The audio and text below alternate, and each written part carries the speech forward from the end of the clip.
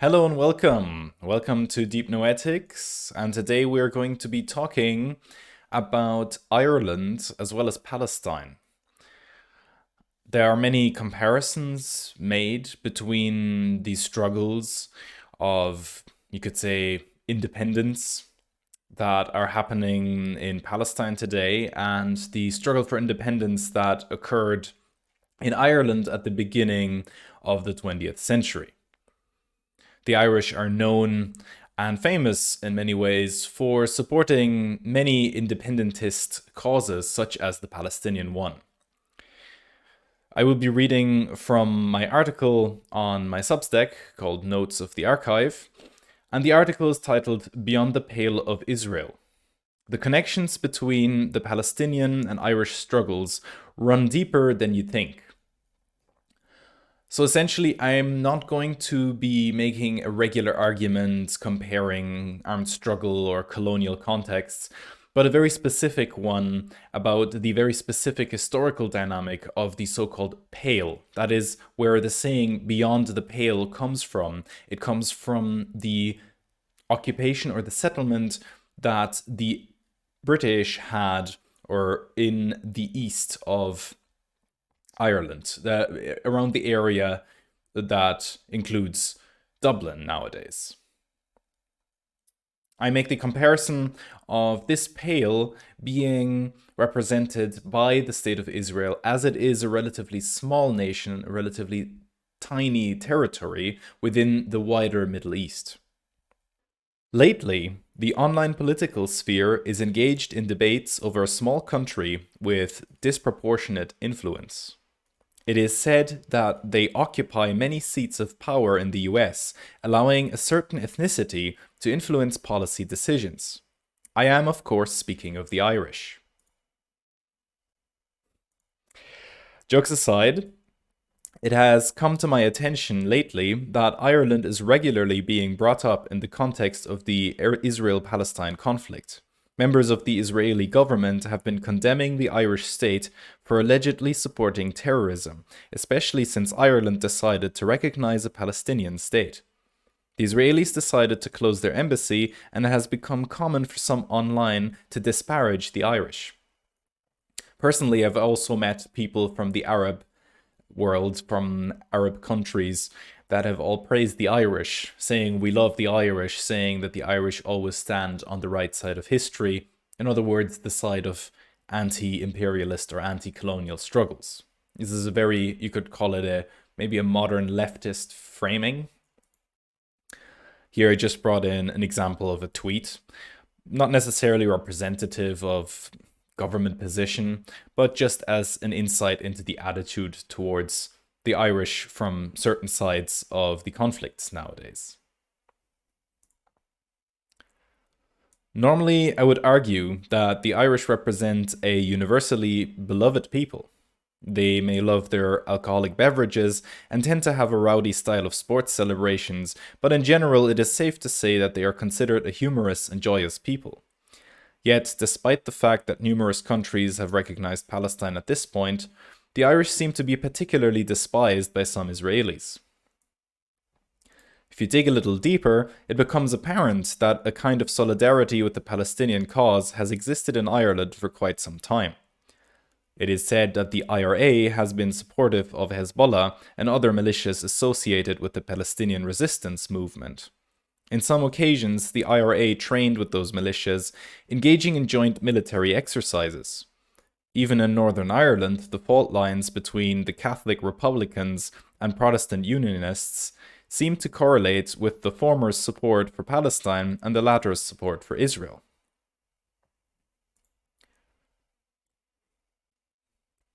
I've been to areas in the West Bank, I've been to Bethlehem, and on the wall there you can see Irish symbology, you can see Irish expressing their support right there on the wall, for example. Moreover, it seems that the opposition to Israel is a bipartisan cause within Irish society. Left-wing content creators such as Tyg Hickey as well as right-wing authors such as Keith Woods, have both been supportive of Palestinian liberation. I've written another essay extensively on the dialectics of empire. I've made a video on it. Check it out. It's titled Colonial Habits and Imperial Vices. Explaining how in modern times each colonial system is characterized by an interplay of emancipation and conquest. Colonies become more productive when they are granted more independence. Hence, the empire will exhibit factions favoring emancipation whilst it develops new protective measures to keep the colonies under its control. Due to this, some have suggested that Irish nationalism as well as US independence were entirely contingent upon the English left, ideological liberals in London dedicated to the belief of universal emancipation. Allegedly, the Irish independence movement represented a proxy conflict between conservative and liberal forces within the English establishment of its time, similar to the current developments in Palestine. The imperial institutions of US informal power, such as the UN, support Palestinian statehood, whilst the conservative establishment in the US stands squarely on the side of Israel. I explain this in my other article where I make the distinction between formal and informal empire. My friend Robert Morris has written on this in his book, Avoiding the British Empire. What this means is that there are two power structures that kind of rely on each other. They need each other in the same way that the emperor needs the pope in the Holy Roman Empire and vice versa. But at the same time, they're often at odds with each other. It's the paradox of power, where there's a struggle between them, but they kind of also need each other for the current arrangement of power dynamics. In this case, the informal empire, which I mention here includes, for example, the UN, they live off of maintaining a kind of legitimacy, international legitimacy that maintains something in the vein of international law, international rules that serve everyone, that everyone benefits from. And obviously, they would be on the side of the oppressed in many imperial struggles or wars. At the same time, you have the formal power, which is necessary for the informal power to work, which is the last resort for the informal power to assert its dominance, and that is pure raw military force.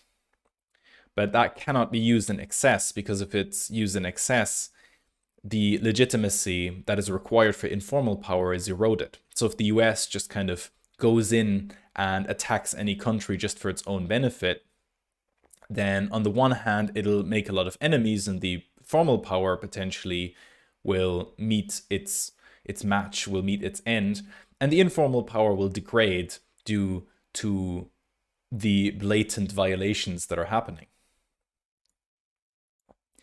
While these arguments may carry some merit on a global scale, they do fall short of explaining the particulars of each national identity, whether it's Irish, Israeli, or Palestinian. As Keith Woods argues, nationalism has been emerging well before the rise of modern imperialist empires, and ethnicities will continue to rally around their national identity, regardless of whether it is in resistance against any kind of imperialism or not.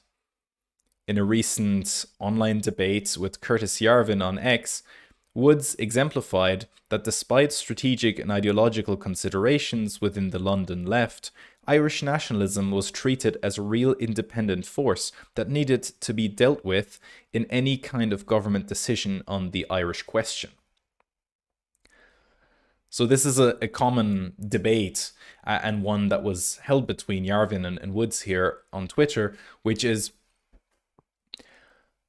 so-called small nationalism or petty nationalism, as some may call it, is it always simply a pawn for empire? Is Ukrainian nationalism, for example, simply a byproduct, a creation of the struggle between the United States and Russia? Or is there something authentic? Is there something that is genuinely grassroots, that is coming out of the soil of each country, you could say? And naturally, you can maintain the position that it is both. So certain kinds of nationalism may be amplified because they serve a certain imperial purpose, but at the same time, they may be organic nonetheless. The only problem arises when the entanglement in some imperial struggle ends up destroying that nation, that nation's nationalism in the end. For example, countries like Iraq or Syria that had some form of nationalist culture, it may have been too weak to survive all of the imperialist entanglements that they were involved in the end. In this article, I make a very specific historical argument that emphasizes the similarities between the Irish and the Palestinian causes. Some members of the online right like to dismiss Palestine as a non-entity, as they dismiss Irish nationalism on the grounds of the Sinn Féin's recent turn to neoliberal leftism.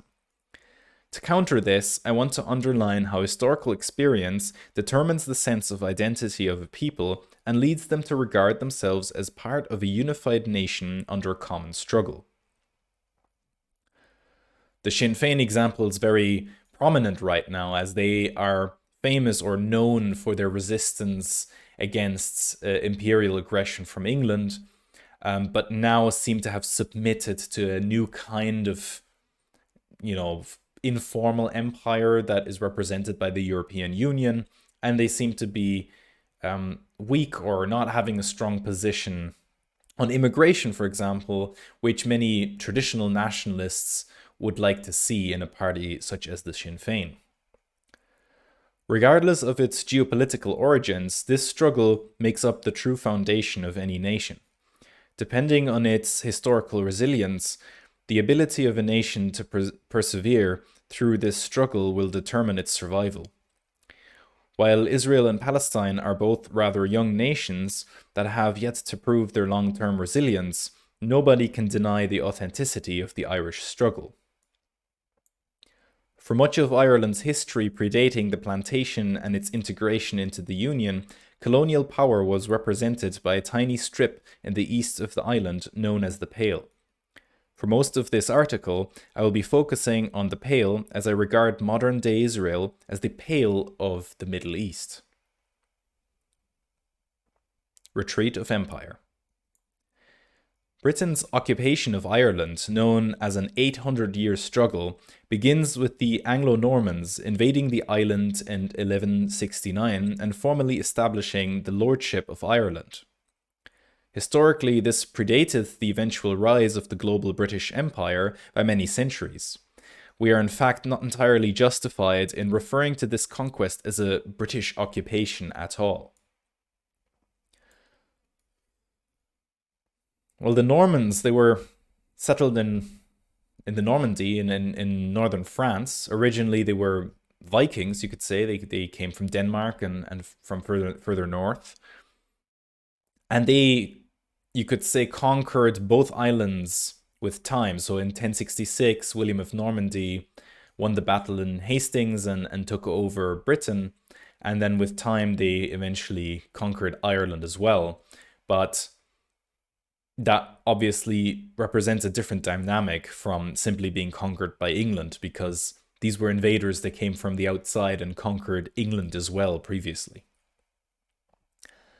Only about a century prior to the establishment of the lordship, William of Normandy had conquered Britain itself, removing the native Britons and Anglo-Saxons from power. In this sense, we are dealing with a Norman conquest, an invasion of Nordic people that had appropriated a French cultural identity. Many Irish last names, such as de Burgh, originate from that time. Furthermore, throughout its later struggles against the English crown, many of the descendants of the Normans were staunchly on the side of the Irish people and consistently fought for some form of independence.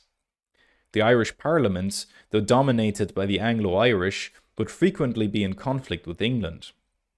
True British domination only really began with the plantations in the 16th century, marking the beginning of a system of ethnic supremacy that would serve as a model for the subsequent British overseas territories.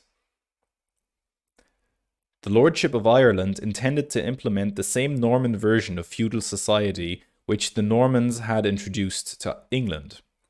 However, due to a lack of resources and the wild and uncivilized nature of the Irish, this project failed and the lordship had to continuously retreat until its control was limited to only a small section of land on the east coast of Ireland. So you can see the map here. There's basically this little slither on the east coast called the English Pale, which includes Dublin and Drogheda. And that is essentially where the control of the Normans or of the Anglo-Normans was localized. So there wasn't really much control outside of it, or it was, in a sense, wild. You could say it was, in a sense, peopled by chieftains, by tribes that were warring with each other and warring with the English at times, and sometimes they would unite and sometimes they would fall apart again and continue warring with each other. Quote, "In Ireland, therefore, the Dublin government had to trim its sails. An abnormally low income, rarely much above £1,000 per annum, meant that military operations had to be confined in the main to defense, with occasional forays into Irish territories not too far away. What were known as the four loyal shires of Dublin, Meath, Louth, and Kildare became the focus of attention. Yet even this area became too large for the limited resources of the government, and by the middle of the 15th century, a much smaller district, known as the Pale, probably an imitation of the better-known Pale of Calais, emerged as the part of Ireland which was the most immediate concern of the Dublin government." This is quoted in The Making of Ireland by James Lydon. This is where our comparison with the current Middle East begins. After World War II, the British Empire began relinquishing a majority of its former empire. In this transition, much of the mandates in the Middle East, formerly occupied by Britain and France, gained their formal independence. Mandatory Palestine was to be passed to the UN, which then came up with the 1947 Partition Plan. In this plan, a part of Palestine was to be given to the Jews and the other to the Arabs. While I do not intend to discuss the rightfulness of the partition, it should not be forgotten that the UN represents the foremost institution of the informal global American empire. Israel, respectively, has now established itself as the foremost external territory of the formal American empire. You can see a map here of the Middle East, including Israel. In terms of landmass, the formal empire has retracted into the new Middle Eastern Pale. Beyond the Pale, we find a multitude of states, formally representing Arab nations, while in reality they are territories with rather arbitrary borders. Within these borders, we find multitudes of various ethnicities and religious groups, each with their own identity that is arguably weaker than the unifying national identity of their Arab state. This weakness is most likely the cause of their repeated failure in their wars against Israel, as can be historically exemplified by the inherent disunity of the Gaelic tribes in Ireland. So basically, nations were created, modern nation states were created in an environment that hadn't developed them or where they hadn't evolved on their own, such as in Europe. Essentially, the borders were set arbitrarily by imperial strategists. You can see the odd shape of Jordan, a border that would never occur, in a sense, naturally due to natural boundaries or some kind of strategic border that can be defended well against its neighbors. So what happened essentially is there is a multitude of tribal societies, a multitude of Arab tribes, Arab adjacent, Kurdish, and other tribes in that whole area that formerly used to be part of the Ottoman Empire. They had never lived in nation states, and especially not in nation states that were separated and split the way they are right now. There was no nation state of the shape of Jordan that regarded themselves as independent Jordanians. On the contrary, Israel represents a kind of modern nation state.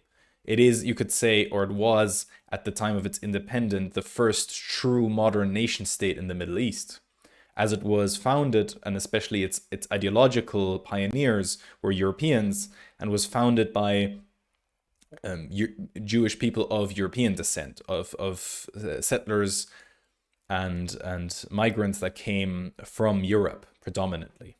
And even to this day, it is mostly run by people of European descent. James Lydon continues, saying, that winter, King Robert the Bruce himself arrived with reinforcements, and the two brothers began a royal circuit designed to win support of the old way from the Irish chieftains. Instead, they found the Irish divided, some making use of the disturbed conditions to score off the Anglo-Irish, others fighting among themselves, and some, like the dominant segment among the O'Briens, positively hostile. There was no real support for the Scots, whose invasion coincided with the worst famine to hit Europe in the Middle Ages, and the grand enterprise ended in dismal failure at the Battle of Faughart in October 1318. So, just making some loose comparisons here, but you can see, the Irish divided, making use of the disturbed conditions to score off the Anglo-Irish, others fighting among themselves, and some positively hostile. So you could say in Syria, the Arabs were fighting among themselves. Sunni Shiites, Alawites, and other groups. And then some of the resistance groups in the West Bank and in Lebanon, they are openly hostile. Just as a rough comparison, but there's a lot of internal struggle, internal fighting, which obviously makes them vulnerable. Segregation. There's a common problem with colonial settlement on new territory. There's an almost natural process of osmosis or dissolution happening, where an active effort is needed to stop the settlers from simply merging and mixing into the surrounding population. This was the case with the early settlers in America. It was the case with the early lordship of Ireland, and it would have been the case during early Zionist settlement in Palestine. Given the fact that an Arab-Jewish community had predated the Zionist settlement project, and that early Zionists were in general welcomed by the local population, there was a real chance of assimilation in the late 19th century. Instead, the Holocaust and the subsequent mass immigration of Jews with radical nationalist beliefs enabled the partial isolation of an ethnic colony from the rest of the Arab world. So it was common for settlers to isolate because they would otherwise just dissipate in the surrounding area. A lot of people in America just happily joined the natives and became like them. In Ireland, it was a common problem that the settlers in the lordship would just become Gaelic with time. They would just become like the Irish and become one of the most ardent Irish supporters. And you can see similar things. Some of the most prominent or kind of more pronounced supporters of for example, a unified state with equal rights, or a two-state solution, or some kind of Palestinian settlement, were often included in the early settlements, especially this idea of the kibbutz, this idea of a kind of socialist or communitarian way of life that could integrate with the indigenous people of the region. However, the isolation and preservation of homogeneity is only possible through an intentional effort. It resembles the notion of entropy, where external energy is required to stop an ice cube from melting into a glass of water. Hence, in 1366, the Statutes of Kilkenny were established, stating, "It is ordained and established that no alliance by marriage, gossipred, fostering of children, concubinage, or by amour, nor in any other manner be henceforth made between the English and the Irish of one part, or of the other part, and that no Englishman nor other person being at peace do give or sell to any Irishman, in time of peace or war, horses or armour, nor any manner of victuals in time of war, and if any shall do to the contrary, and therefore be attainted, he shall have judgment of life and member as a traitor to our Lord the King. Similarly, we find the decision of the Zionist state to uphold Jewish rabbinical law in the matters of marriage essentially barring non-Jews from marrying Jews. Here's some aspects of the rabbinical court's jurisdiction about marriage and divorce.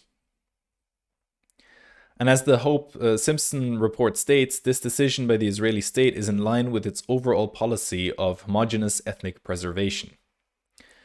Quoting the report here, it is thus evident that Arabs are unemployed in at least considerable numbers, and that the fact is resulting in a distinct reduction of the standard of life among the Arab laboring class. As has been pointed out, the policy of the Jewish Labor Federation is successful in impeding the employment of Arabs both in Jewish colonies and in Jewish enterprises of every kind. To conclude, we should assume that without a strong internal and external effort to isolate an ethnic enclave from its surroundings, we would observe its territory becoming either subject to the dominant ethnic groups of the region, or simply diluting and eventually dissolving into its surroundings. The fact that both the Pale and Israel are hubs of imperial separation and essentially centers of imperial expansion shows that they are similar in the way they require external support for their maintenance. So that's crucial. In many ways, militarily speaking, Israel is dependent on support from the United States and to a lesser degree from Europe. And also, it is actively making an effort, or needs to make an effort in its arrangement, to not integrate into the Middle East in a certain way, because integrating into it would have to mean to submit basically to a Arab and to some extent Muslim dominance of that region, rendering Israel basically as you could say, a splinter state, a state like a state in the Balkans would be, like Croatia within the Balkans, a state of, you could say, marginal importance that would have to arrange itself with how things are done in a Middle East dominated by largely Arab, Persian, or Turkish players. Instead, it is clear that there is no such integration happening, and as the borders in that region are arbitrary anyways, a kind of national assertion is bound to clash with other national assertions, but inherently, as I had explained, the Israeli one is fundamentally at an advantage, as it, from its origin, had been a kind of modern nationalist project. Infiltration. It is often said in praise that Israel is a tiny nation that is thriving despite being surrounded by enemies. Nobody can doubt that Israel is certainly punching above its weight when it comes to its comparatively small population size and its rather limited territory. Yet it is clear that we are dealing with an imperial enclave, another Pale, surrounded by vast lands of underdeveloped Arab nations.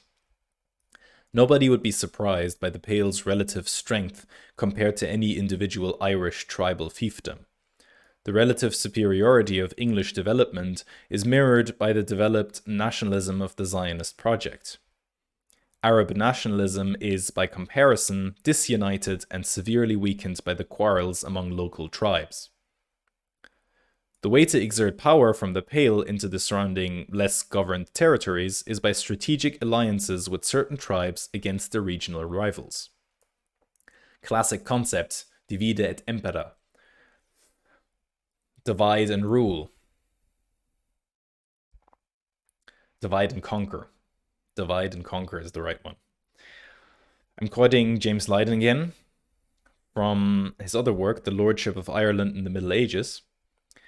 Efforts were mostly concentrated on protecting the borders of the area which became the Pale, either by forcing the Gaelic lords into some kind of submission through strong military action, or by agreements with them, or even by retaining them in service or paying equivalent of black rent. You have a similar situation in the Middle East, where, for example, Jordan, a country remarkably untouched by any kind of wars or struggles there, has taken in a large percentage of refugees from the West Bank, from Palestine, so that more than half, I think 60 or 70% of its population are originally from Palestine. At the same time, however, they live under certain restrictions. Jordan does not provide them with the opportunity of being a home nation that can be built to be strong and independent with an army that could assert itself. So its government is in many ways compromised and therefore left in peace. So that's obviously a trade-off that pays off for people that would rather have peace in certain, whilst having certain level of submission to their neighbor, but therefore avoiding the destructions that other countries like Syria or Iraq had to witness. Exacerbating the enmities of local factions is the way to prevent them from uniting in a common cause against the Pale. Moreover, the overarching strategy behind the divide and conquer method must include a plan for progressive expansion of regional influence. So it can't stay that way. Like, it is like an inherent logic of empires throughout history. There's nothing inherently unusual or maligned about it, but the best protection, the best national security strategy is dominance, and in another sense, the best way to avoid an ice cube melting in a glass of water is to make the ice cube bigger.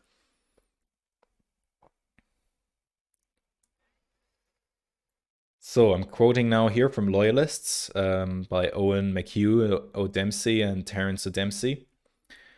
Wheeler argues that the government, aware of the rivalry between the Gaelic lordships, sponsored the rise of the Gaelic I can't pronounce this, or vassal lords, so that in return for the freehold of their land, they would switch allegiances from the O'More and O'Connor chieftains to the crown, thus negating the threat of the rebellious factions of the two clans to the Pale and the Le Offaly plantation.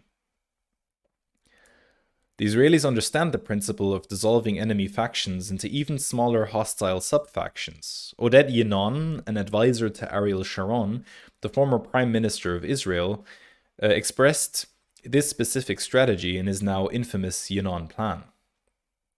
Quoting directly from his plan, titled A Strategy for Israel. The disillusion of Syria and Iraq led later on into ethnically or religiously unique areas, such as in Lebanon, is Israel's primary target on the Eastern Front in the long run, while the dissolution of the military power of those states serves as the primary short-term target. I think Syria is a brilliant example, as we've seen. It has genuinely been achieved that Syria was made militarily a non-threat. It was rendered incapable of becoming a military threat, and Israel has expanded its borders to such an extent that Syria could be immediately neutralized if need be, as the borders have been moved to be close enough to the Syrian capital of Damascus. And at the same time, ethnic strife and ethnic conflict within the country has essentially or politically split the country between Kurdish regions and Alawite regions and other regions, rendering it ineffective to act on a united national level. And that is something that basically is a useful strategy or an effective strategy in a region such as the Middle East. During the Middle Ages, the Pale was initially a region of imperial retreat. With the English Reformation and the consolidation of power in the hands of the Tudor monarchy during the 16th century, the Pale progressively became a launchpad of infiltration into the rest of Ireland. In the course of this, the strategic alliance and the whimsical shifting of alliances with Irish lords was essential to the strategy of the English crown. It was especially during Queen Elizabeth I's reign that England's policy concerning Ireland took on a more aggressive tone. Cyril Falls describes the aftermath of the Battle of Affan during the Tudor conquest, where in the private conflict between two Irish lords, Ormond and Desmond, Queen Elizabeth gave one of them preferential treatment based on his strategic usefulness to the conquest. Quoting Cyril Fall's book, Elizabeth's Irish Wars, during Desmond's restraint, but while he was still in Ireland, a royal commission appointed to decide between them found overwhelmingly in Ormond's favour. We find a similar strategic arbitrariness at the end of the Cold War, where Israel identified Iran and Iraq as its foremost rivals in the region. Whilst the Israelis initially supported Iran during its war with Iraq, they have since shifted the aims towards isolating the Iranian regime.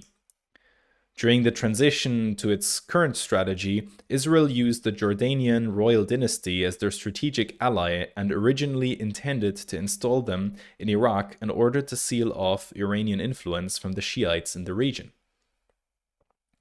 Quoting here from the now infamous Clean Break memo, a new strategy for securing the realm, where a collaborative or joint strategy of the United States and Israel is outlined for reshaping of the Middle East to protect basically the borders of Israel. A Hashemite presence in Iraq, Hashemites being the royal dynasty that rules Jordan, that claims based on their name to be descendants of the Prophet Muhammad. A Hashemite presence in Iraq, especially within the Shia centers of Najaf, the Shiite centers of Najaf, could break Iran's and Syria's grip on the Shiite community of Lebanon. Were Jordan to prevail in Iraq, then Najaf's elite, with its veneration of the Prophet's family, would be tied to King Hussein, and pro-Jordan Iraq Shiites, such as Ahmed Chalabi, would define the Iraqi Shiite community after Saddam's removal. Close cooperation between Israel and Jordan could undermine Syria's presence on Israel's northern border as the local Shiite weaned from Hezbollah's domination. In short, developments in Iraq could potentially unravel Syria's structure in Lebanon by severing the Shia-Syrian-Iranian axis, also known as the axis of resistance or the Shiite crescent, as the geography looks like a crescent with the largest part being Iran, getting smaller towards Iraq, and then Syria and Lebanon in the end, representing the tip. Regardless of the obvious fact that this entire idea was destined to fail, which it did, if not ridiculous on its face, which it was, it exemplifies the perpetual strategic ambiguity that is necessary for Israel to operate in its environment. So this whole idea obviously didn't work out. Ahmed Chalabi was involved in the process of toppling Saddam Hussein and rebuilding the government, but no Hashemite was installed. Iraq did not become a united nation that was favorable to Israel. It's more or less remained as a kind of a broken mess, which also is fair enough, or like good enough for the strategic aims, you could say. But it has been left open to Iranian influence, which obviously is a problem, especially speaking nowadays, as Iraq is majority Shiite and there's a lot of support for Iran, especially military support for Iran within the country, putting American bases at risk. Displacement. This final section will deal with the ultimate culmination of imperial strategy. In its effort to preserve its homogeneity and reinforce its defenses, the Pale is forced into a logic of expansion. Only the submission and displacement of its rivals ensures the continued protection of the realm. As already mentioned, this expansion can only be achieved by external support.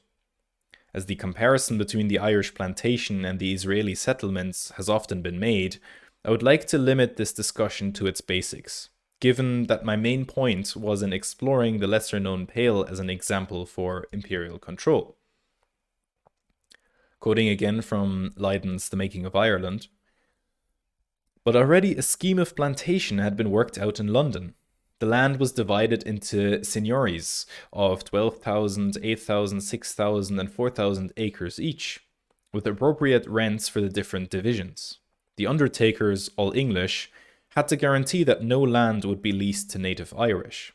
The number of families required to settle the land was worked out, the cost of moving them to Ireland, and what each family would need in the way of provisions to enable them to survive. The darkest point of plantations in Ireland was reached during the Puritan dictatorship of Oliver Cromwell. His rump parliament of yes-men enabled him totalitarian control of the state apparatus, dealing with Irish rebellions by forcibly cleansing Northern Ireland of Catholic Irish. His blood-soaked campaigns in Ireland were justified in his own words by divine guidance. I've spoken in another article on the Puritan origins of Christian Zionism, which reinforces the apt comparison between the Irish and Palestinian experiences. Quoting the man himself, Oliver Cromwell said, "The great work against the barbarous and bloodthirsty Irish and all their adherents and confederates, for the propagating of the gospel of Christ, the establishing of truth and peace, and restoring that bleeding nation to its former happiness and tranquility." You'll find very, very similar sentences being said by American officials, Christian officials, when it comes to the wars in the Middle East. Just look at some statements made by pastors like John Hagee, or even politicians like Mike Huckabee or Ted Cruz, or you'll find many examples, I'm sure, about that. Similar, the MERIP, or MERIP report on the Israeli settler movement in Palestine revealed the religious fervor fueling the progressive expansion of settlements into Arab territory. You can see here a kind of an alignment of the developments in the United States and in the Middle East. Because the United States, for a while, wasn't much dominated in politics by religious matters. It was the Southern strategy after the Civil Rights Movement that led to a voter base that formerly were segregationists in the South to be captured by the new Republican Party by means of religious talking points or religious political points. For example, focusing on advocating against abortion would be one example.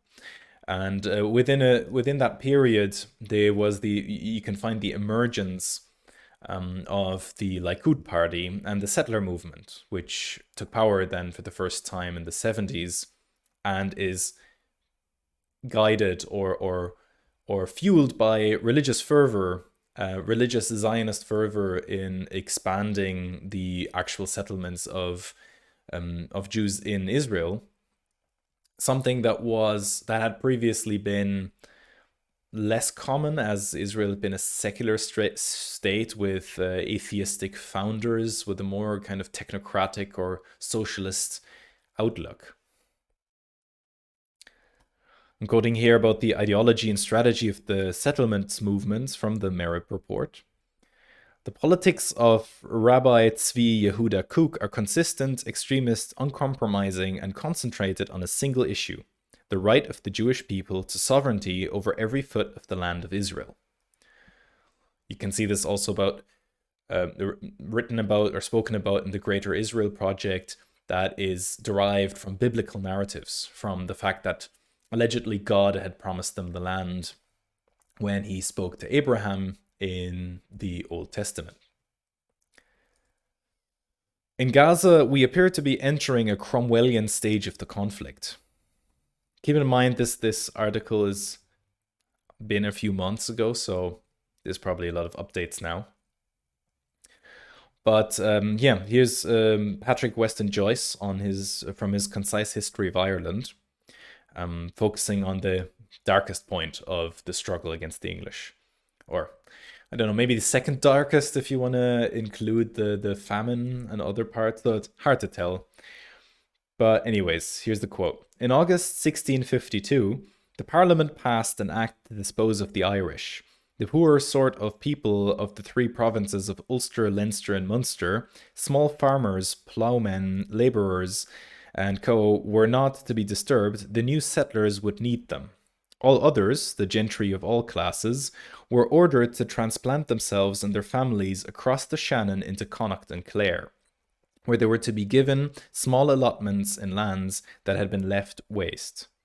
To Connacht or to death was a common saying. Connacht was bogland, not much populated. It still largely is bogland, but it's quite a nice place to visit now, I can recommend. They were to move by the 1st May 1654. Any Catholics of those ordered away, young or old, men or women, found in any way in any of the three provinces after that date, might be killed by whoever met them. Moreover, they were not permitted to live within 4 miles of the sea or any town, or within 2 miles of the Shannon. Despite these bleak circumstances, a look into the future can leave us hopeful for a resolution of the conflict in the Middle East. After Cromwell followed a time which did not lead to an immediate solution, but from which a truly cohesive and united form of Irish identity would eventually emerge. This has been my article, Beyond the Pale of Israel, from my Substack Notes from the Archive. I would appreciate if you checked it out and became a subscriber, and thank you all for listening.